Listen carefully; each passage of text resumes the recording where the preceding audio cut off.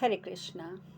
भीष्म जी आगे बताते हैं, बिरजा के कीर्तिमान नामक एक पुत्र हुआ। वह भी पांचों विषयों से ऊपर उठकर मोक्ष मार्ग का ही अवलंबन करने लगा। कीर्तिमान के पुत्र हुए करदम। वे भी बड़ी भारी तपस्या में लग गए। प्रजापति करदम के पुत्र का नाम था अनंग, जो काल क्रम से प्रजा का संरक्षण करने में समर्थ साधु दंड नीति विद्या में निपुण हुआ। अनंग के पुत्र का नाम था अतिबल। वह भी नीति शास्त्र का ज्ञाता था। उसने विशाल राज्य प्राप्त किया। राज्य पाकर वह इंद्रियों का गुलाम हो गया। राजन, मृत्यु की एक मानसिक मानसिक कन्या थी जिसका नाम था सुनीता, जो अपने रूप और गुण के लिए तीनों लोकों में विख्यात थी। उसी ने वेन को जन्म दिया था। वेन राग द्वेष के वशीभूत होकर प्रजाओं पर अत्याचार करने लगा। तब वेदवादी ऋषियों ने मंत्रपूत कुशों द्वारा उसे मार डाला। फिर वे ही ऋषि मंत्रोच्चारण पूर्वक वेन की दाहिनी जंगा का मंथन करने लगे। इससे इस पृथ्वी पर एक नाटे कद का मनुष्य उत्पन्न हुआ, जिसकी आकृति बहुत ही बेडौल थी। वह जले हुए खंबे के समान जान पड़ता था। उसकी आंखें लाल और काली थी और वेदवादी महर्षियों ने उसका नाम देखकर उसे निषीद कहा और बैठ जाओ कहा। उसी से पर्वतों और वनों में रहने वाले क्रूर निषादों की उत्पत्ति हुई और दूसरे जो विंध्यागिरी के निवासी लाखों मलेच्छ थे, उनका भी प्रादुर्भाव हुआ। इसके बाद फिर एक महर्षि ने वेन के दाहिने हाथ का मंथन किया। उससे एक दूसरा पुरुष प्रकट हुआ, जो रूप में देवराज इंद्र के समान था। वे कवच धारण किए, कमर में तलवार बांधे, धनुष और बाण लिए प्रकट हुआ। उन्हें वेदों और वेदांतों का पूर्ण ज्ञान था। वे धनुर्वेद के भी पारंगत विद्वान थे। राजन, नरश्रेष्ठ वेन कुमार को सारी दंड नीति का स्वतः ज्ञान हो गया। तब उन्होंने हाथ जोड़कर अन्य महर्षियों से कहा, महात्माओं, धर्म और अर्थ का दर्शन कराने वाली अत्यंत सूक्ष्म बुद्धि मुझे स्वतः प्राप्त हो गई है। मुझे इस बुद्धि के द्वारा आप लोगों की कौन सी सेवा करनी है, ये मुझे यथार्थ रूप से बताइए। आप लोग मुझे जिस किसी भी प्रयोजन पूर्ण कार्य का आज्ञा देंगे, मैं उसे अवश्य पूर्ण करूंगा। इसमें कोई अन्यथा विचार नहीं करना चाहिए। तब वहां देवताओं और महर्षियों ने उससे कहा, वेन नंदन, जिस कार्य में नियम पूर्वक धर्म की सिद्धि होती हो, उसे निर्भय होकर करो। प्रिय और अप्रिय का विचार छोड़कर काम, क्रोध, लोभ और मान को दूर करके समस्त प्राणियों के प्रति संभाव रखो। लोक में जो कोई भी मनुष्य धर्म से विचलित हो, उसे सनातन धर्म पर दृष्टि रखते हुए अपने बाहुबल से परास्त करके दंड दो। साथ ही ये भी प्रतिज्ञा करो कि मैं मन, वाणी और क्रिया द्वारा भूतलवर्ती ब्रह्म वेद का निरंतर पालन करूंगा। वेद में दंड नीति से संबंध रखने वाला जो नित्य धर्म बताया गया है, उसका मैं निशंक होकर पालन करूंगा, कभी स्वच्छंद नहीं होऊंगा। परम तप प्रभो, साथ ही प्रतिज्ञा करो कि ब्राह्मण मेरे लिए अदंडनीय होंगे और मैं संपूर्ण जगत में वर्ण संकरता और धर्म संकरता से उसे बचाऊंगा। तब वेन कुमार ने उन देवताओं और उन अग्रवर्ती ऋषियों से कहा, नरश्रेष्ठ ब्राह्मणों, महात्माओं, महाभाग ब्राह्मण मेरे लिए सदा वंदनीय होंगे। उसके ऐसा कहने पर वेदवादी महर्षियों ने इस प्रकार कहा, एव मस्तु। फिर शुक्राचार्य उनके पुरोहित हुए, जो वैदिक ज्ञान का भंडार थे। वालखिल्य गण तथा सरस्वती तटवर्ती महर्षियों के समुदाय ने उनके मंत्री का कार्य संभाला। महर्षि भगवान गर्ग उनके राज दरबार में ज्योतिषी हुए। मनुष्यों में ये लोकोक्ति प्रसिद्ध है कि स्वयं राजा पृथु भगवान विष्णु की 8वीं पीढ़ी में थे।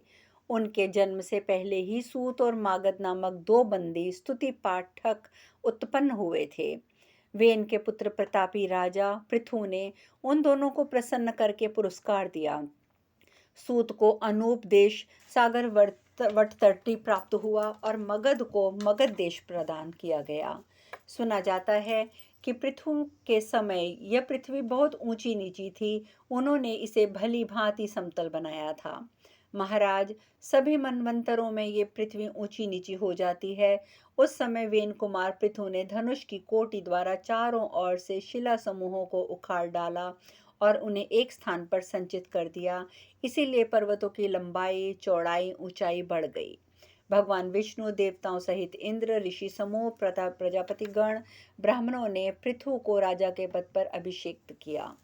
पांडुनंदन युधिष्ठिर उस समय साक्षात पृथ्वी देवी रत्नों की भेंट लेकर उनकी सेवा में उपस्थित हुई।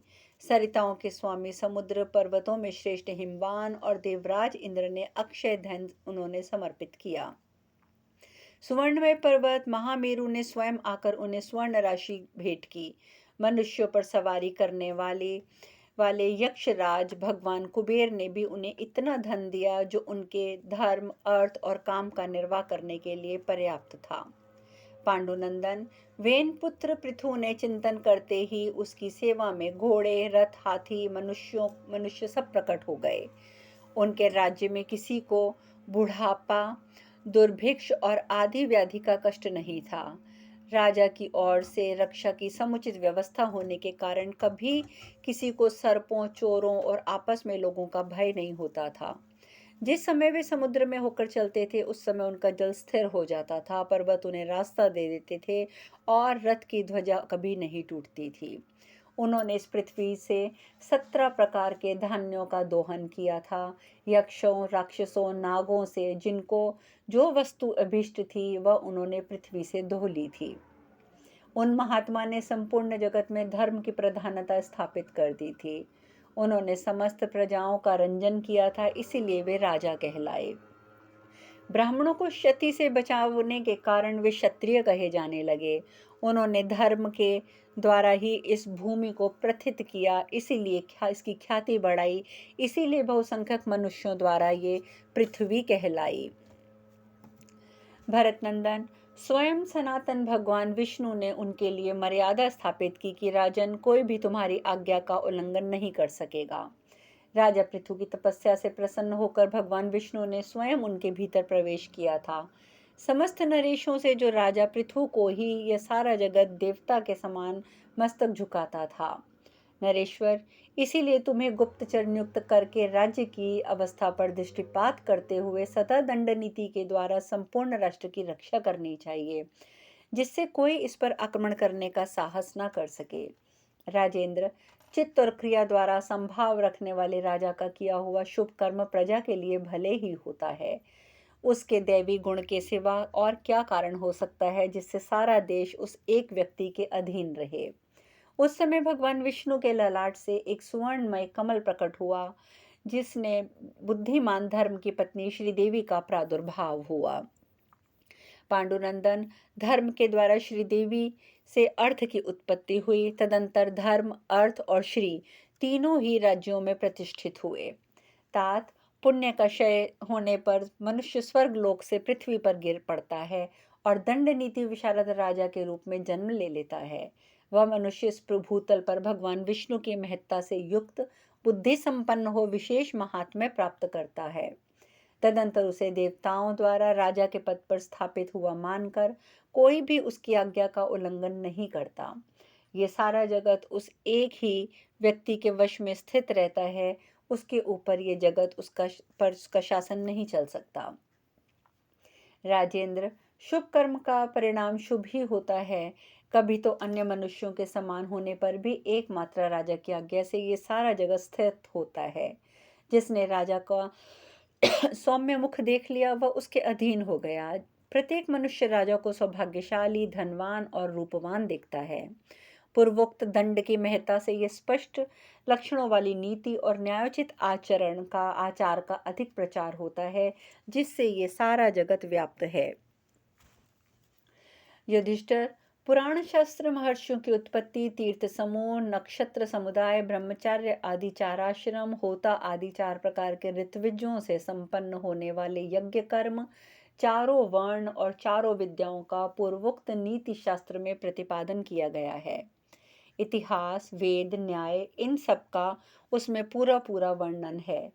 तप, ज्ञान, अहिंसा तथा जो सत्य असत्य से परे है उसका, और वृद्ध जनों की सेवा, दान, शौच, उत्थान और समस्त प्राणियों पर दया आदि सभी विषयों का उस ग्रंथ में वर्णन है। पांडुनंदन, अधिक क्या कहा जाए। जो कुछ इस पृथ्वी पर है और जो इसके नीचे है उन सब का ब्रह्मा जी के पूर्वोक्त शास्त्रों में समावेश किया गया है, इसमें संशय नहीं है। राजेंद्र, प्रजानाथ, सब तब से जगत में विद्वानों को ने सदा के लिए ये घोषणा कर दी थी कि देव और नरदेव दोनों समान हैं। भरत श्रेष्ठ, इस प्रकार राजाओं का जो कुछ महत्व है वह सब मैंने संपूर्ण रूप से तुम्हें बता दिया है। अब इस विषय में तुम्हारे लिए क्या जानना शेष रह गया। इस प्रकार श्री महाभारत शांति पर्व के अंतर्गत राजधर्म अनुशासन पर्व में सूत्र अध्याय 59वां अध्याय पूर्ण हुआ। शपायन जी आगे कहते हैं, जन्मेजय, तब राजा युधिष्ठिर ने मन को वश में करके गंगानंदन भीष्म पितामह को प्रणाम किया और हाथ जोड़कर कहा, पितामह, कौन से ऐसे धर्म हैं जो सभी वर्णों के लिए उपयोगी हो सकते हैं? चारों वर्णों के पृथक पृथक धर्म कौन से हैं? चारों वर्णों के साथ चारों आश्रमों के भी धर्म कौन से हैं? और राजाओं के पालन करने योग्य कौन कौन से धर्म माने गए हैं? राष्ट्र की वृद्धि कैसे होती है? राजा का अभ्युदय किस उपाय से होता है? भरत श्रेष्ठ, पूर्ववासियों और भरण पोषण करने योग्य सेवाओं की उन्नति भी किस उपाय से होती है? राजा को किस प्रकार से कोष, दंड, दुर्ग, सहायक, मंत्री, ऋत्विक, पुरोहित, आचार्यों को का त्याग कर देना चाहिए? पितामह, किसी आपत्ति के आने पर राजा को किन लोगों पर विश्वास करना चाहिए और किन लोगों ने अपने शरीर की दृढ़तापूर्वक रक्षा करनी चाहिए, मुझे ये सब बताइए। भीष्म जी कहते हैं, महान धर्म को नमस्कार है, विश्व विधाता भगवान श्री कृष्ण को नमस्कार है। अब मैं उपस्थित ब्राह्मणों को नमस्कार करके सनातन धर्म का वर्णन आरंभ करता हूँ।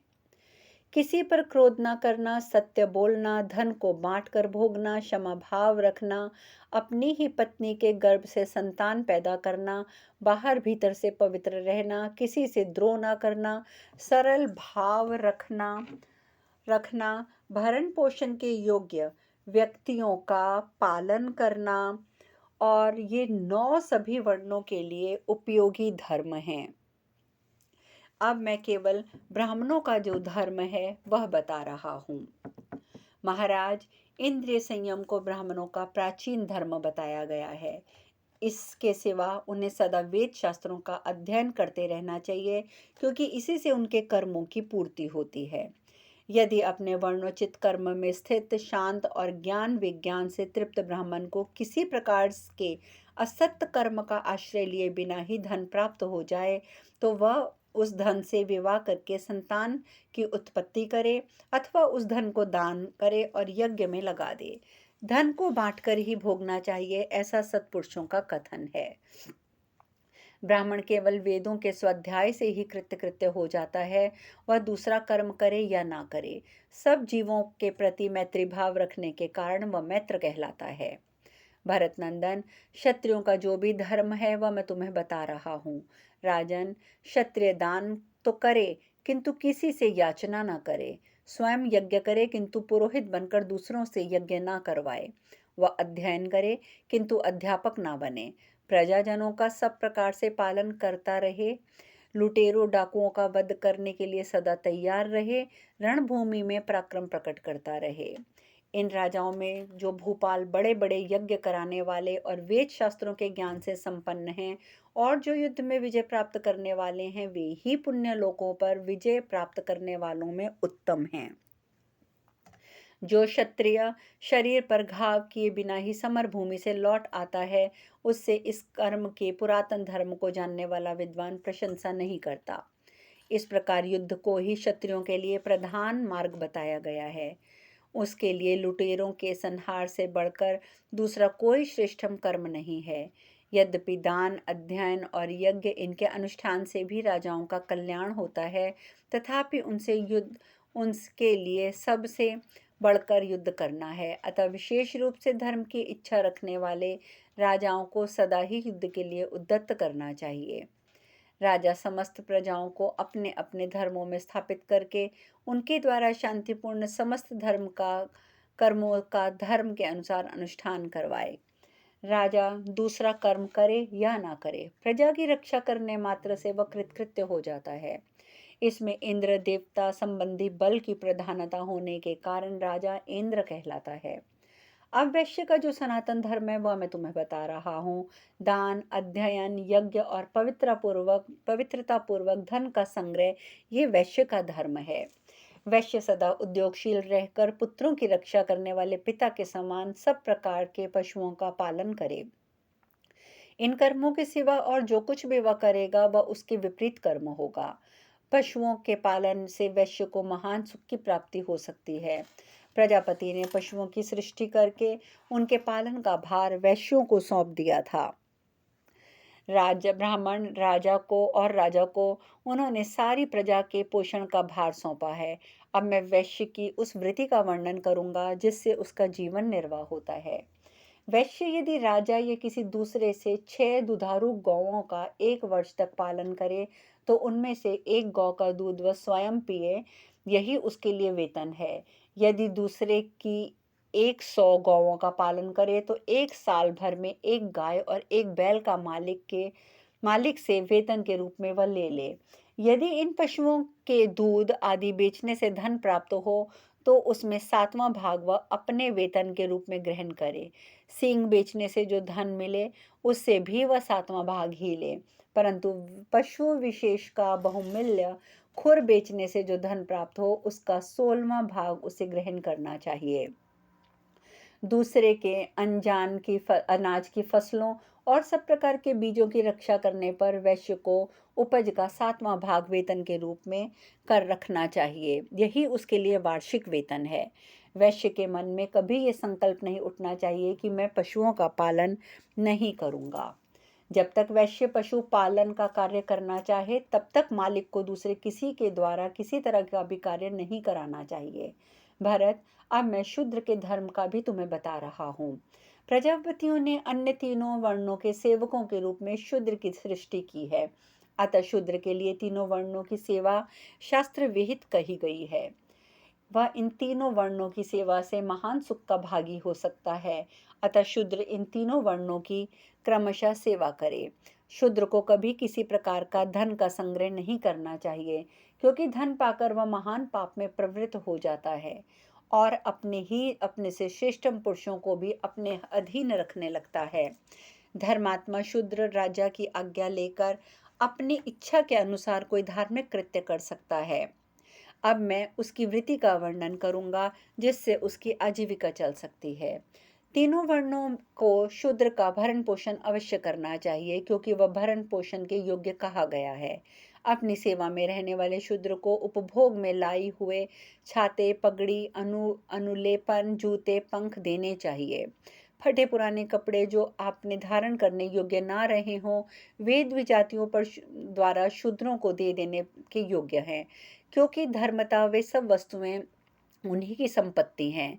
द्विजातियों से जिस किसी को सेवा करने के लिए कोई शूद्र आवे उसी को उसकी जीविका की व्यवस्था करनी चाहिए, ऐसा धर्मज्ञ पुरुषों का कथन है। यदि स्वामी संतानहीन हो तो सेवा करने वाले शूद्र को ही उसके द्वारा पिंडदान कराना चाहिए।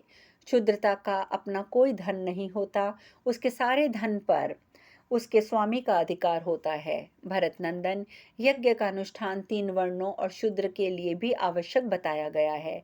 शूद्र के यज्ञ में स्वाहाकार, षट्वकार और वैदिक मंत्रों का प्रयोग नहीं होता है। अतः शूद्र स्वयं वैदिक व्रतों की दीक्षा ना लेकर पापज्ञों द्वारा यजन करे। पाक यज्ञ की दक्षिणा पूर्ण पात्रमयी बताई गई है।